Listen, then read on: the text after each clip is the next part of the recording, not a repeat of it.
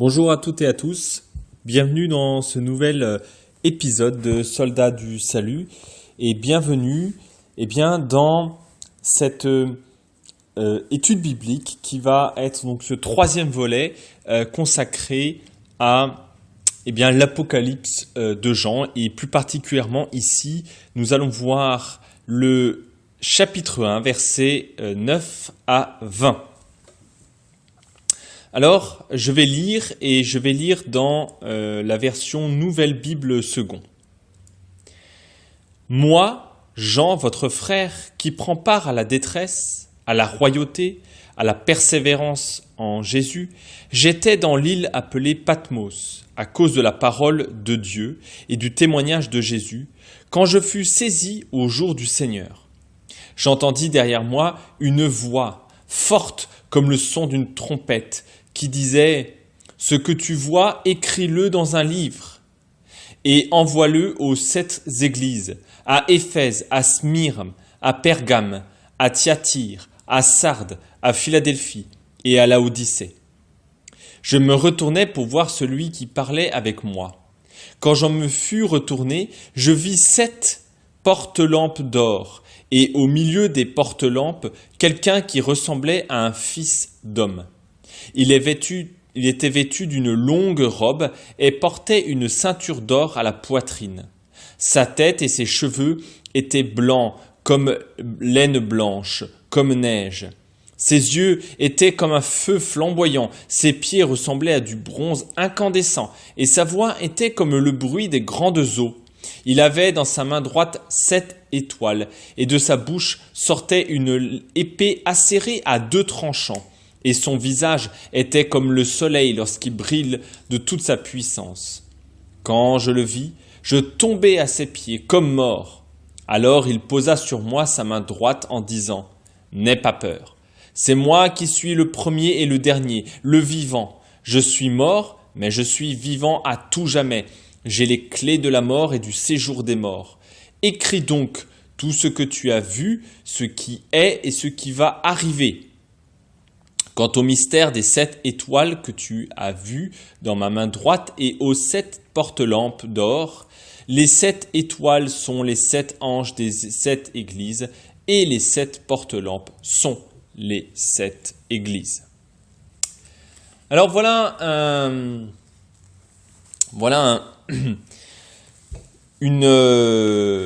passage assez intéressant où il y a évidemment beaucoup de choses. Et cela démarre tout de suite. En fait, ça fait suite d'abord au verset 8 qui dit, où Jésus dit « Je suis l'alpha et l'oméga, dit le Seigneur Dieu, celui qui est, celui qui était, celui qui vient, le Tout-Puissant. » Et,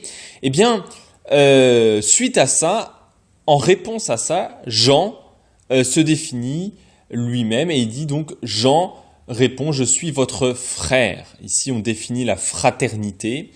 Il est d'un certain point de vue le compagnon d'armes ou le compagnon d'âme, si vous préférez, des chrétiens auxquels il écrit cette lettre. Et ce qui fonde la fraternité, c'est qu'il prend part à la détresse, à la royauté et à la persévérance. Nous voyons ici donc 2 choses. D'une part, c'est que cette fraternité se fonde d'une part dans des aspects, je dirais, négatifs, c'est-à-dire la détresse et la persévérance. Donc ça présente le monde comme un champ de bataille dans lequel cette fraternité du Christ est appelée à avancer. Mais aussi, on parle de royauté. Ce qu'il fait qu'ils se définissent comme étant des gens qui sont dans un royaume dans lequel évidemment Jésus est roi, Jésus vit de sa victoire. Donc d'un certain point de vue, en fait, ils habitent dans un royaume qui est au milieu de ce monde, qui n'est pas comme dans les autres royaumes qui n'auraient pas des frontières physiques établies, comme les royaumes classiques de la terre, mais qui est un royaume, j'ai envie de dire, inclus dans le monde. Donc c'est un royaume dans le monde, mais qui en même temps ne vit pas comme le monde. Comme dit Jésus, dans l'évangile selon Jean, eh bien, ils sont du monde. Ils ne sont pas du monde, mais ils sont dans le monde.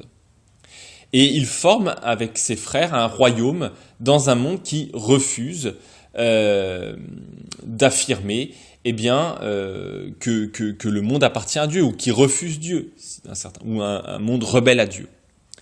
Et donc, cela montre, c'est la part, en tout cas, ça montre ici la détresse et la persévérance dans lesquelles ils sont. Mais juste avant, ou plutôt après, Jean ici explique qu'il est à Patmos. Alors Patmos, c'est une petite île qui est donc sur les côtes, de l'Asie mineure. Et la seule chose que l'on sait d'après le texte, c'est qu'il était sur cette île appelée Patmos à cause de la parole de Dieu et du témoignage de Jésus. Alors, il y a beaucoup d'hypothèses. On ne sait pas très bien pourquoi il est sur cette île, mais l'hypothèse la plus largement, disons, admise parmi les commentateurs de la Bible, c'est le fait qu'il serait sur cette île, en exil. Mais ce qui est très intéressant, vous voyez, c'est qu'il ne dit pas qu'il est sur cette île à cause des Romains. Vous voyez, parce que d'un certain point de vue, il pourrait dire, à cause des Romains, les Romains m'ont mis en exil. Mais c'est pas ce qu'il dit. Il dit, je suis en exil sur l'île de Patmos à cause de la parole de Dieu et du témoignage de Jésus. Donc en fait, il est toujours dans la volonté de Dieu, dans les mains de Dieu, sur le chemin de la croix. En fait, le fait qu'il soit sur cette île est simplement la conséquence de son ministère, de sa mission d'annoncer l'évangile de Jésus, la parole de Jésus, le témoignage de Jésus. D'ailleurs, le mot témoignage, vous savez qu'en grec, le mot témoignage, ça se dit martyr. Un martyr, c'est un témoin. D'accord ? Donc il est à la fois le témoin de Jésus, mais il est aussi dans la suite de Jésus, dans ce fait que Jésus nous demande de porter la croix, d'accepter les conséquences, de vivre à la suite du Christ. D'accord ? Et puis il dit que quand il est donc à Patmos, c'est là qu'il est saisi par l'Esprit. En verset 10, il dit « Quand je fus saisi par l'Esprit au jour du Seigneur ». Alors, tout d'abord, saisi en esprit. Je précise ici que il semblerait que ça soit quelque chose de surprenant, quelque chose auquel on ne s'attend pas, quelque chose qu'on ne peut pas provoquer. D'accord ? Et le fait d'être saisi par l'esprit provoque des visions, puisque tout le livre ici, ensuite va être essentiellement des questions de vision. Mais cette clarté de vision n'est possible que dans l'esprit. Et nous voyons que l'Esprit de Dieu, la première chose qu'elle fait, avant de faire, j'ai envie de dire, des spectacles pyrotechniques, des miracles qui en mettent plein les yeux, la première chose que fait l'Esprit, c'est d'ouvrir la perspective, d'ouvrir nos perceptions. Et ça, c'est très important de comprendre ça. Quand on appelle l'Esprit Saint sur une communauté ou sur nous-mêmes en tant que membres d'une communauté, le but de l'Esprit Saint est de former la communauté chrétienne, c'est-à-dire d'ouvrir la perception des gens. De voir en fait véritablement ce qu'il se passe dans ce monde. Comment le monde est véritablement, c'est-à-dire en vérité, c'est-à-dire selon le point de vue de Dieu. Le but ici de ces visions est d'être clair sur le vrai combat qui se joue.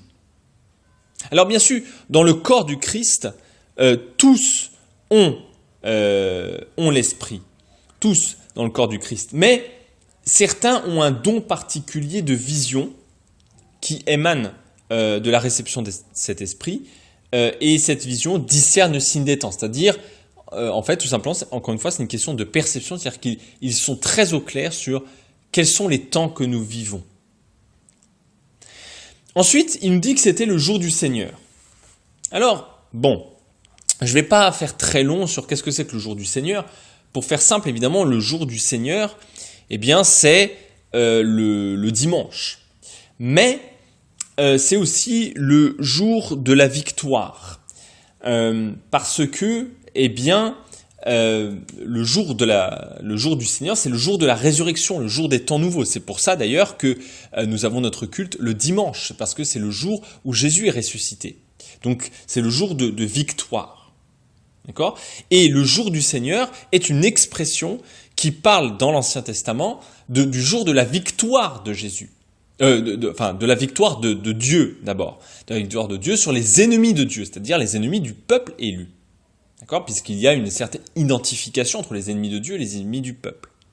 Mais très vite, eh bien, cette expression va prendre un sens encore plus profond et va désigner le jour de la victoire finale de Dieu sur tout ce qui, eh bien, sont les ennemis derniers de Dieu, c'est-à-dire la mort, c'est-à-dire le péché, c'est-à-dire tout ce qui s'oppose à la volonté divine.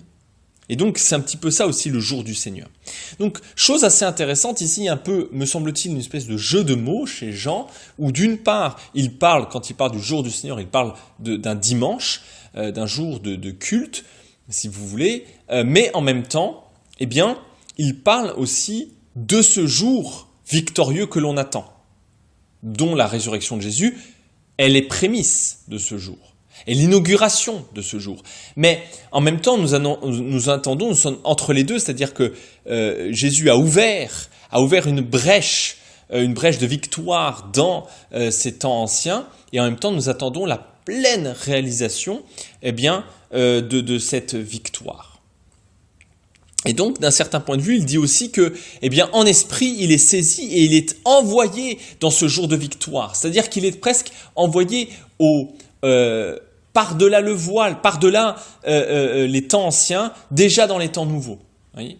Donc il y a un peu un jeu de mots, c'est-à-dire que c'est le dimanche, mais en même temps c'est aussi le jour que l'on attend tous, c'est-à-dire eh bien, le jour de la nouvelle création, le jour de la Jérusalem céleste, le jour où tout sera pleinement soumis à Dieu.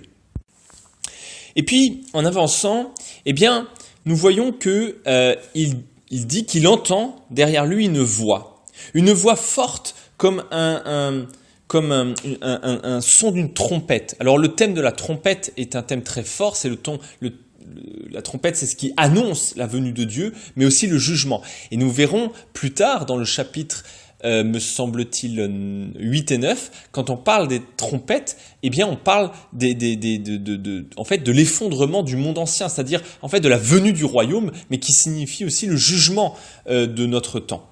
Donc, la trompette est à la fois signe de victoire, mais aussi signe de jugement. Bon, enfin, je passe. En tout cas, cette voix, eh bien, est là comme une trompette. Et alors, elle disait, eh bien, ce que tu vois, écris-le dans un livre, envoie-le aux 7 églises, à Éphèse, à Smyrne, à Pergame, à Thyatire, à Sardes, à Philadelphie et à Laodicée. Et puis au verset 12, Jean se retourne pour voir celui qui parlait. Et il se retourne pour voir qui parle avec lui. Qui est celui qui parle? Qui est cette voix? Et quand il bien se retourne, et on verra ça tout à l'heure, il va voir cette voix. Et là, on arrive devant quelque chose qui est un thème assez récurrent dans la Bible, une espèce, si vous voulez, d'ambivalence, de jeu de mots, si vous voulez, qui marche en plus très bien en français.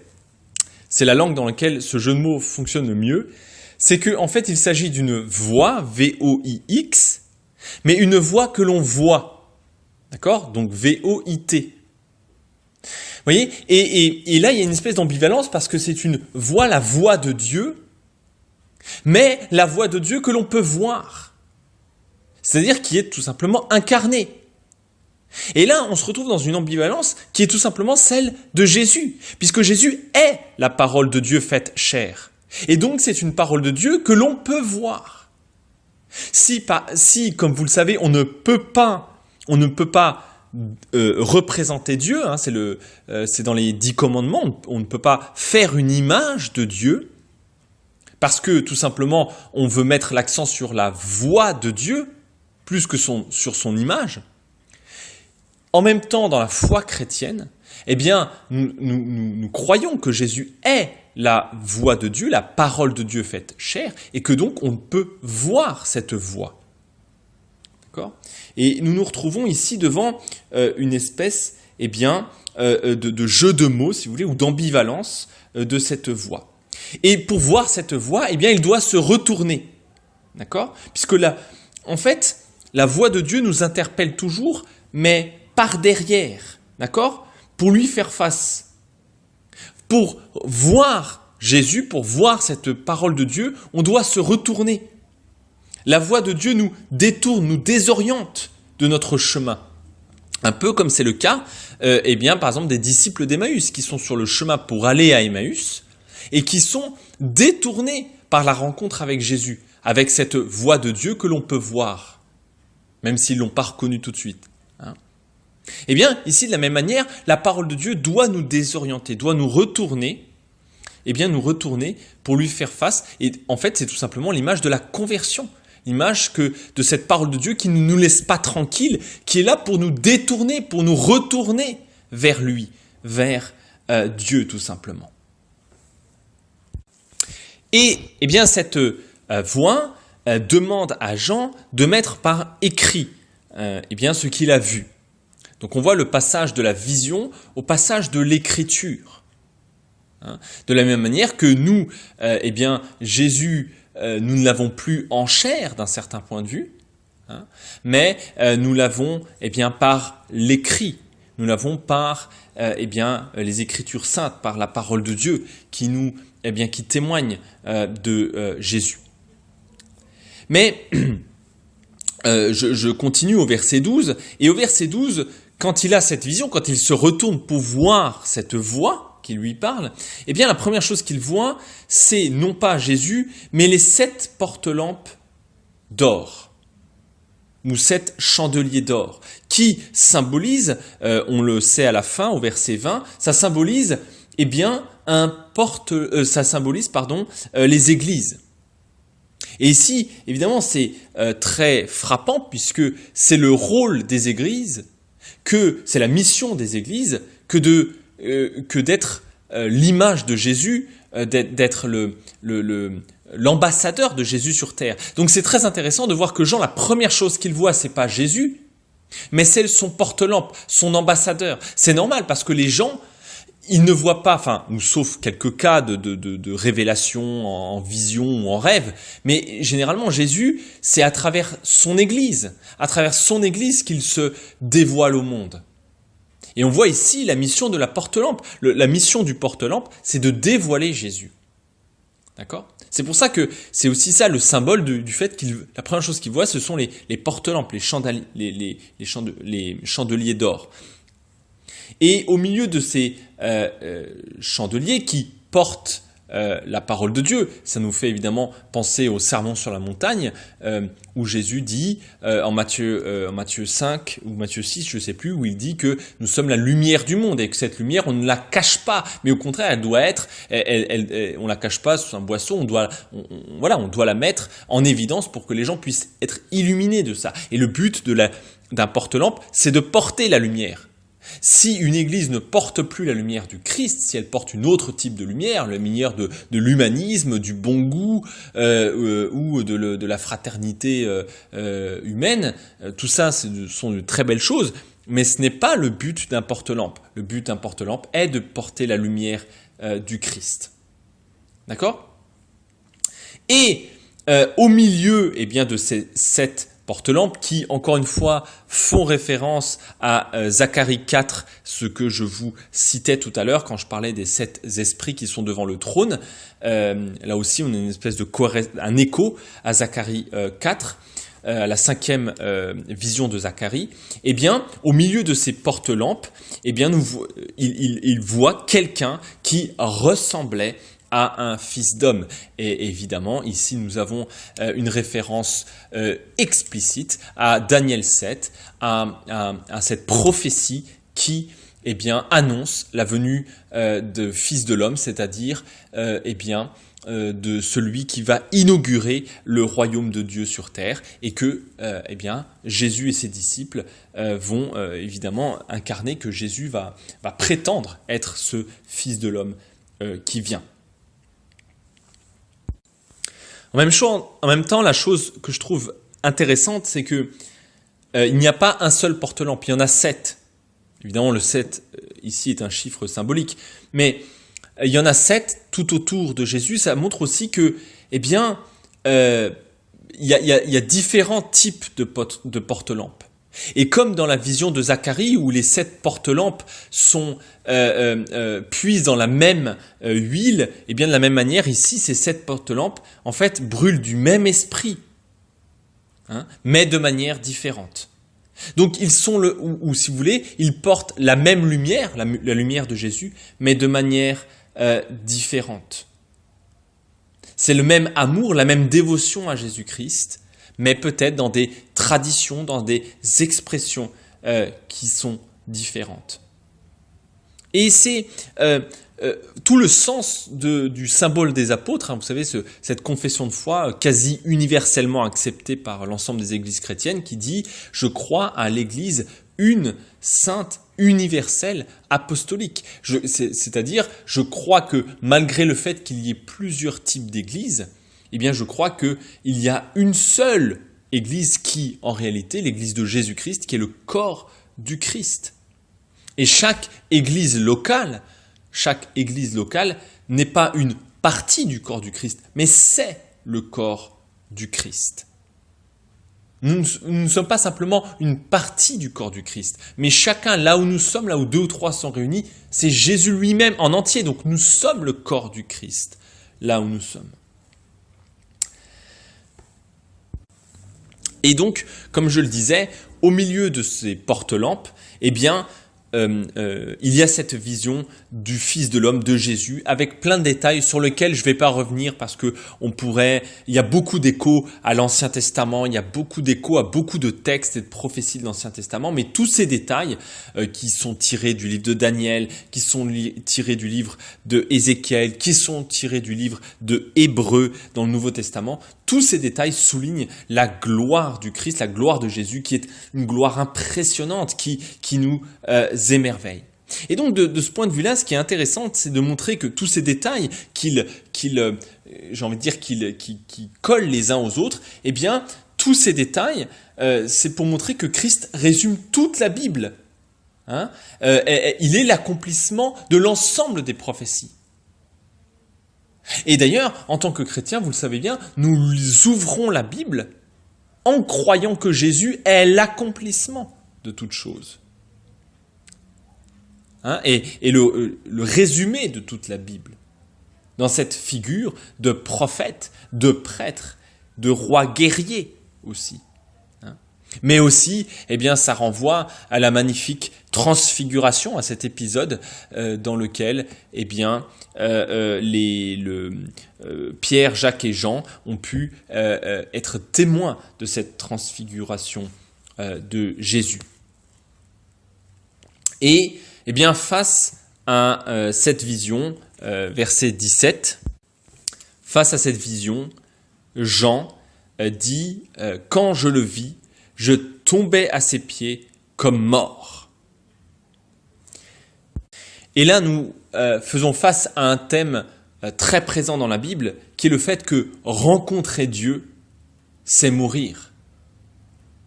Ça peut paraître sidérant de dire ça comme ça, mais rencontrer Dieu, c'est mourir, parce que rencontrer Dieu, c'est voir son monde brisé. Comme disait le très grand philosophe chrétien Kierkegaard, il disait « Entre la vérité et nous, il y a la mort ». Et c'est un thème que l'on revoit très souvent dans Ésaïe 6 ou dans Luc 5, ce fait d'être face au Seigneur, d'être face à la sainteté de Dieu, ne peut que nous terrifier. Parce que nous sommes dans un monde rebelle, nous savons qu'au fond de moi, qu'au fond de chacun d'entre nous, qu'au fond de moi est la mort. Et donc, rencontrer celui qui est le Dieu vivant, à la fois, ça nous attire, on aimerait rencontrer Dieu, on aimerait être en contact avec sa vie, mais de l'autre, eh bien, ça nous terrifie, ou en tout cas, ça devrait nous terrifier. On tombe comme mort. Mais la chose qui est magnifique, c'est que, eh bien, Jésus ici pose les mains sur Jean, sa main droite. Il y a ici le thème du toucher, hein, le thème de ce toucher de Jésus qui relève d'entre les morts, qui guérit, qui remplit de sa victoire. Et on voit ça souvent, vous savez, par exemple, c'est dans la veuve de Naïm, hein, Jésus qui touche le cercueil du fils mort et le mort reprend vie, où on pense à cette femme qui a des pertes de sang depuis 12 ans et qui touche ne serait-ce que le vêtement de Jésus et qui est guérie par la puissance, par cette victoire de Jésus sur la mort. Et Jésus continue, « N'aie pas peur, c'est moi qui suis le premier et le dernier, le vivant. Je suis mort, mais je suis vivant à tout jamais. J'ai les clés de la mort et du séjour des morts. » Et là, nous avons ici une déclaration, une affirmation tonitruante. Celle de ne pas avoir peur, parce que si évidemment rencontrer Dieu signifie mourir, en même temps, il dit qu'il est celui qui ne vient pas nous détruire, il n'est pas l'ange de la mort, mais il est le Seigneur de la vie qui a été victorieux de la mort. Comme le dit dans la première lettre de Pierre, chapitre 3, versets 18 à 19, il a été mis à mort par la chair, mais revenu à la vie par l'esprit, pour prêcher aux âmes en prison, c'est-à-dire les âmes prisonniers de Satan, prisonniers de l'esprit démoniaque, de l'esprit de rébellion qui nous éloigne de Dieu, qui nous empêche d'avoir cette espèce de maladie que nous avons au plus profond de nous, qui nous empêche d'avoir une relation pleine et vivante à Dieu. Et c'est ça que Jésus est venu accomplir. Et quand il dit « N'aie pas peur, je suis vivant à tout jamais, j'ai les clés du séjour de la mort et du séjour des morts », il nous dit « Tu n'as plus à craindre la mort. Tu n'as plus à craindre la mort. » Non pas que, évidemment, la mort ait disparu de ce monde encore. Hein, on le sait très bien, nous le savons très bien, à part être remplis d'illusions, nous savons très bien que nous ne mourrons pas. Que nous finirons par mourir tant que nous sommes dans ce monde, tant que Jésus n'est pas revenu, excusez-moi. Mais en même temps, nous voyons la mort, non pas comme la fin de toute chose, mais nous voyons la mort comme un passage. Car nous savons que notre Maître, celui qui vient nous toucher de sa vie, celui-là a les clés de la mort.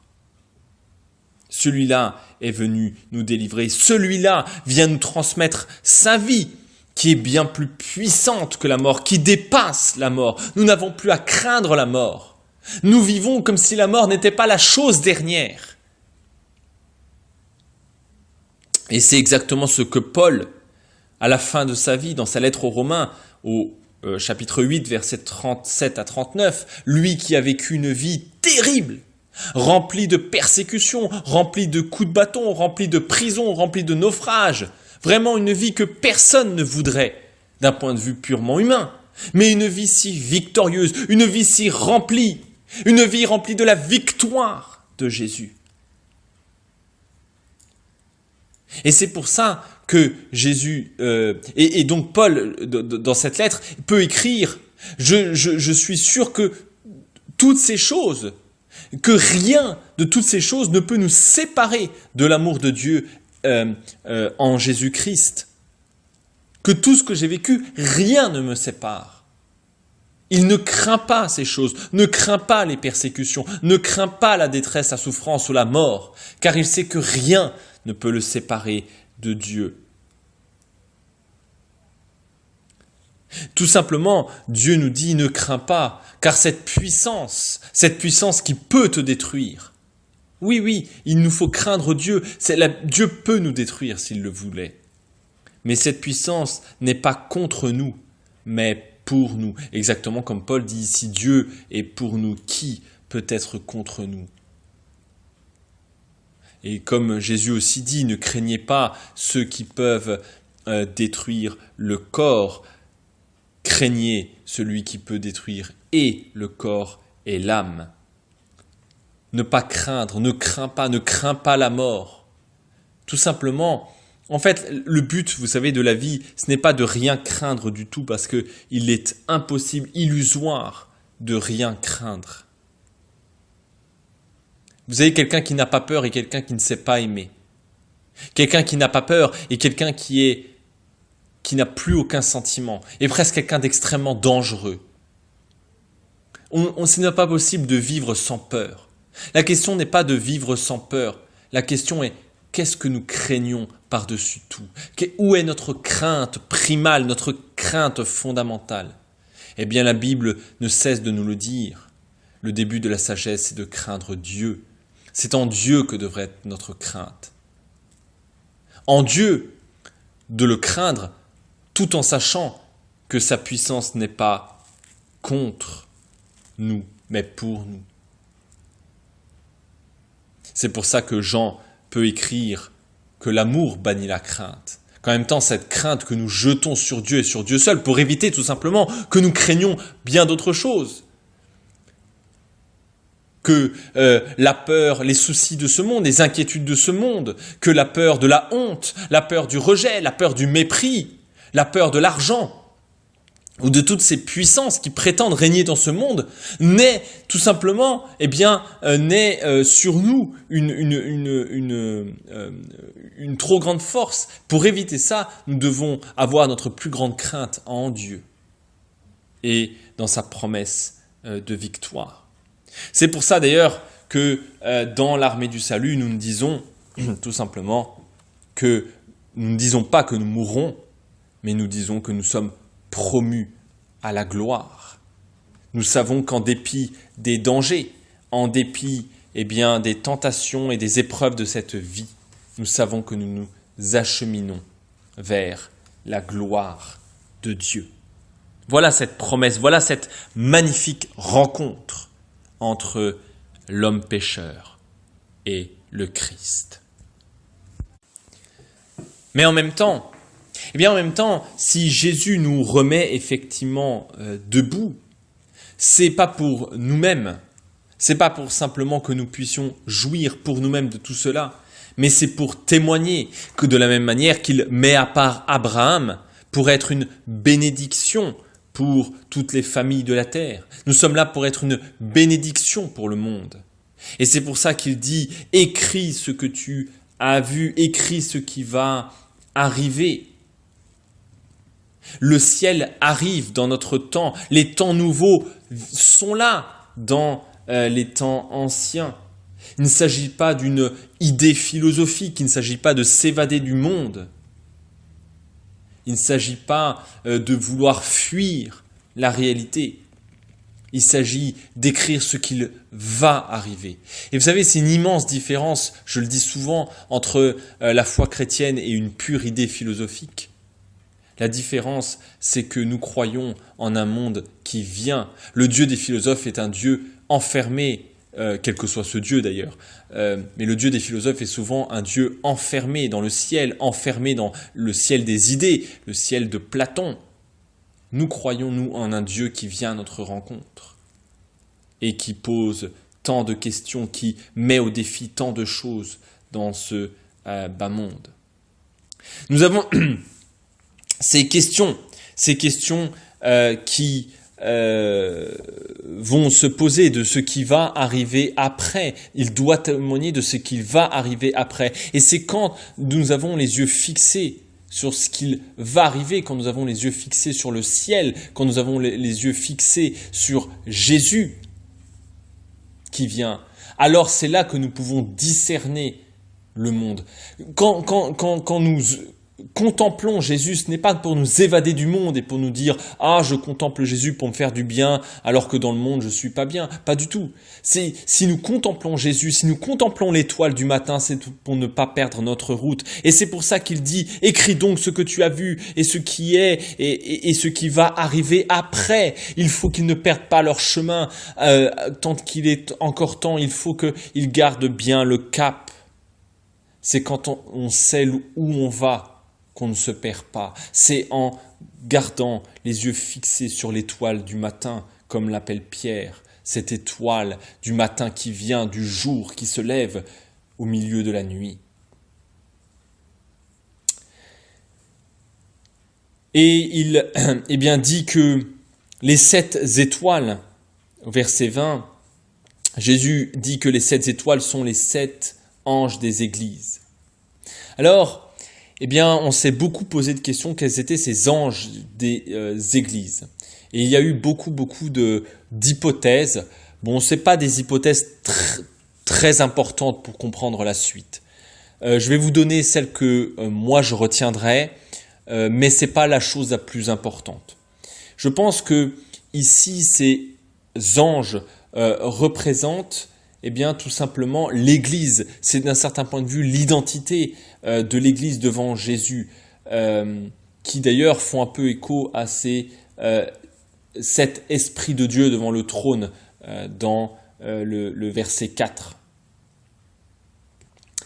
Et parce que je pense que aussi chaque Église a un peu un esprit particulier, une espèce de, comment dirais-je, une spiritualité particulière, un peu différente, qui pourrait être représentée par cet ange. Vous savez, c'est assez intéressant parce que Jean est appelé à témoigner de ce qu'il a vu, mais en même temps, il n'a vu que Jésus. C'est ça qui est intéressant. Parce que pour l'instant, quand Jésus lui dit « écris ce que tu as vu, ce qui est, ce qui va arriver », mais à ce moment-là, Jean n'a vu que Jésus. Donc, Jésus est celui qui nous permet d'ouvrir les signes des temps. Et notre but, c'est de tourner entièrement nos yeux, nos cœurs, notre raison, notre imagination sur Jésus. Parce que c'est lui qui ouvre le sens de l'histoire. C'est lui qui est le Seigneur du monde. Et voilà ce que Jean est appelé à témoigner. Ainsi, le but de la révélation n'est pas simplement pour notre propre satisfaction, notre enrichissement personnel, mais c'est un appel à la mission, un appel au témoignage, un témoignage à celui qui a la clé du séjour des morts.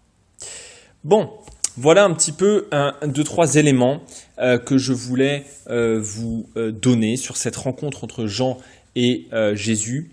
Et ensuite, eh bien, nous allons avoir au chapitre 2, 3 et 4 eh bien, ces 7 lettres écrites aux 7 églises d'Asie mineure. Et nous allons voir qu'à à chaque église, eh bien, il y aura un message qui est dirigé sur cette église en particulier, mais qui en même temps eh bien, nous intéresse aussi à nous 2000 ans plus tard. Et nous allons voir un petit peu comment eh bien, on peut prendre ceci. Voilà, j'espère que ça vous a plu. Je vous invite au prochain épisode où nous allons eh bien, lire ensemble la lettre de l'église d'Éphèse. Mais d'ici là, restez sang et feu.